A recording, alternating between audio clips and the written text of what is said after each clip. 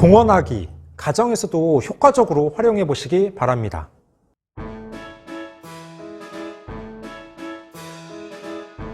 안녕하세요. 반갑습니다. 초등교사 해피 이선생입니다. 오늘은 초등 도덕, 사회교과서에 나오는 공원하기에 대해서 자세하게 알아보겠습니다. 저는 학교에서 자주 공원하기를 활용하는데 가정에서도 얼마든지 적용할 수 있습니다. 그럼 지금부터 자세하게 살펴보겠습니다. 출발! 먼저 공언의 의미는 공평할 공, 말씀 언, 여러 사람 앞에서 공개적으로 말을 함이라는 뜻입니다. 우리 주변에서 선언식, 선서식, 약속하기 등 다양한 이름의 활동이 다 공언하기에 해당합니다.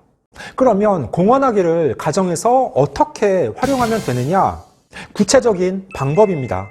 아이에게 공언 약속지를 제공합니다. 공언 약속지에 공언 내용을 쓰고 쓴 날짜, 쓴 사람을 넣습니다. 공언할 때 진지하게 전체 글을 모두 읽으며 쓴 날짜, 쓴 사람을 포함하여 아이가 읽습니다. 공언 활동의 효과를 높이기 위해 들은 사람에게 확인하고 증인으로 삼기도 합니다. 아이가 스스로 진지하게 읽은 후 저의 증인이 되어주세요 라고 말하면 증인이 될 사람은 공언 종이에 함께 서명합니다. 당장 부모님 앞에서 겨울방학 계획과 실천에 대한 공언하기를 할 수 있습니다.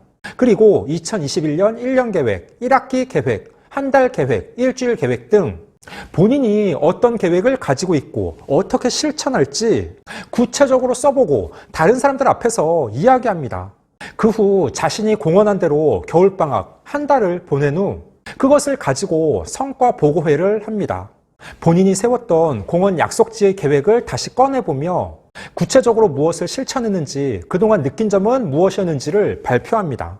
공언하기와 성과 보고의 모습은 부모님들이 또는 아이가 직접 가지고 있는 휴대폰으로 촬영해서 영상을 보관하고 있어도 좋습니다. 이렇게 아이가 공언하고 그것을 실천 여부를 확인하는 방식입니다. 정말 간단하죠? 해피 이사생 공언하기의 교육적 효과입니다. 공언을 하면 혼자 다짐하는 것보다 실천할 가능성이 높아집니다. 또한 공언하기는 실제 학교에서 저학년 아이들도 적용 가능하며 고학년 아이들도 흥미있게 참여하는 수업의 형태입니다. 다른 사람들 앞에서 발표하는 경험을 쌓을 수 있고 본인도 좀 더 계획적으로 삶을 살아나갈 수 있습니다. 아주 장점이 많은 괜찮은 방법입니다. 다음은 공언하기의 평가에 대한 부분입니다. 우선 공언의 내용으로 평가할 수 있습니다. 공언학습지에 적힌 내용을 보면 아이가 얼마나 열정과 의지가 있는지 적나라하게 드러납니다. 공언하기 활동 자체를 평가할 수도 있습니다. 얼마나 적극적으로 공언 활동을 하는지, 진지하게 공언하는지도 관찰할 수 있습니다. 일정 시간이 지난 후 공언 활동지를 다시 살펴보면서 반성하는 활동도 좋습니다. 반성하는 내용을 공언 약속지 뒷면에 써서 이야기할 수 있습니다. 공언하기 활동의 유의점으로는 공언하기 전에 충분히 생각해야 합니다. 충분한 생각이 이루어지지 않으면 실천 가능한 공언의 내용을 생각해낼 수 없습니다. 그리고 증인이 된 사람은 공언한 사람이 성실히 공언 내용을 준수하는지 지켜보며 격려해 줄 의무가 있습니다. 감시자, 평가자가 아니라 격려자, 조언자의 역할을 해야 합니다. 이런 공언 약속지를 모아두면 하나의 가정 내 공언 포트폴리오가 될 수 있습니다. 구독, 좋아요. 저는 학교에서 매년 학기 초 공언하기 활동을 합니다. 3월 등교 첫날 나는 이런 사람입니다 라는 활동지를 주고 아이들에게 각자 쓰게 합니다. 거기에는 내가 좋아하는 것, 좋아하는 사람, 좋아하는 음식, 나의 보물 1호, 나와의 약속, 나는 올해 이것을 꼭 지킬 것이다, 선생님께 하고 싶은 말, 1년 후 나에게 보내는 편지 등으로 구성되어 있습니다. 그러니까 담임교사 입장에서는 학기 초 아이들의 특성을 파악하고 아이들은 본인과의 약속을 쓰며 학기가 끝날 때 다시 살펴보고 본인이 1년을 어떻게 지냈는지 스스로 평가해 보도록 하는 의미입니다. 3월 2일 아이들이 쓴 공언 활동지는 제가 꼼꼼하게 읽어본 후 보관했다가 겨울방학식 날 아이들에게 각자 다시 나눠줍니다. 원래 매년 3월 2일 실시하는데 작년 공언활동지를 찾아보니 2020년은 코로나 때문에 6월 3일 실시했습니다. 작년 저희 반 아이들이 썼던 2020년 나와의 약속 실제 내용 일부입니다.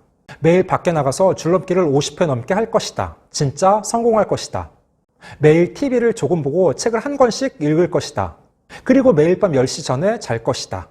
나는 매일 일기를 쓸 것이다. 그래서 이 친구는 정말 매일 일기를 쓰고 있습니다.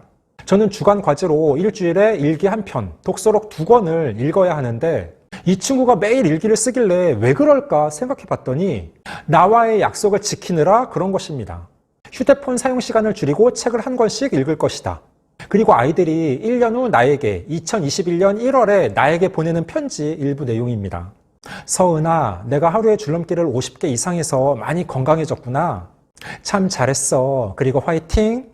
은주야, 나와의 약속은 잘 지켰지? 6개월 동안 손이 2cm나 더 큰 건 아니겠지? 나와의 약속을 잘 실천했으면 좋겠어. 그리고 디자이너라는 꿈도 잘 키우자. 왜냐하면 제가 활동 뒤 뒷장에 1년 동안 본인이 얼마나 성장했는지 눈으로 확인할 수 있도록 본인의 손을 그려보게 했습니다. 성민아, 이번에 축구 연습을 꾸준하게 빼먹지 않고 해서 형들보다 축구를 잘하게 됐어. 공부도 빼먹지 말자. 서연아, 음식 골고루 먹고 편식하지 않아서 키가 많이 컸구나. 책도 매일 3권 이상 읽고 공부도 잘했어. 오케이. 아마 부모님들도 주변 사람들에게 신년 약속을 공언하는 경우가 있을 것입니다. 아빠들은 금연, 금주를 약속하거나 엄마들은 다이어트, 운동을 열심히 하겠다고 다짐합니다. 그런데 혼자서만 계획을 세우면 실천하는 데 어려움이 많습니다. 그래서 주변 사람들에게 공개적으로 약속을 하고 실천을 해 나가면 더욱 효과적입니다. 아이들도 마찬가지입니다. 당장 올해 겨울방학부터 아이들이 공헌하기를 실천할 수 있도록 해주시기 바랍니다. 먼저 부모님과 아이가 함께 겨울방학 계획을 세웁니다. 물론 부모님의 욕심이 아니라 아이가 주도적으로 짜고 부모님은 옆에서 조언해 주시면 됩니다. 그리고 그것을 아이가 부모님과 가족들 앞에서 읽으며 공헌합니다. 부모님은 증인으로 함께 서명하고 아이가 꾸준하게 실천할 수 있도록 격려해 줍니다. 공헌한 종이는 냉장고나 책상 등 사람들의 눈에 잘 띄는 곳에 게시해 둡니다. 그리고 방학이 끝날 때 공헌한 것을 얼마나 잘 실천했는지 반성의 시간을 갖습니다. 이렇게 겨울방학 때 공헌하기 활동을 해보고 2021년 1년 계획, 1학기 계획, 한 달 계획 등에도 공헌하기를 적용해보면 아주 효과 만점일 것입니다. 물론 공헌한 것을 전부 실천하지 못할 수도 있습니다. 충분히 그럴 수 있죠. 그러한 과정에서 아이는 계획적인 삶을 운영하는 방법을 터득하게 되고 발표력도 향상되며 조금씩 성장해 나갈 것입니다.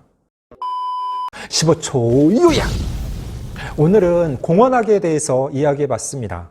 아이가 방학 계획, 한 달 계획 등을 다른 사람들 앞에서 공헌하고 뒤에 그것을 얼마나 실천했는지 평가해 보는 것입니다. 너무 거창하게 모든 가족 앞에서 공헌하는 것이 부끄러우면 형식은 조금 변형해도 무방합니다. 그리고 부모님이 먼저 솔선수범해서 시범을 보이면 효과가 더욱 좋습니다. 물론 부모님이 공헌하는 것을 잘 실천하셔야 합니다. 쉽지 않지만 꾸준하게 계획하고 실천한다면 아이의 학습뿐 아니라 생활 측면에서도 많은 도움이 될 것입니다. 오늘 준비한 내용은 여기까지입니다. 앞으로도 보다 더 유익하고 재미있는 영상을 가지고 꾸준하게 계속 찾아뵙도록 하겠습니다. 이상 초등교사 해피 이선생이었습니다. 안녕.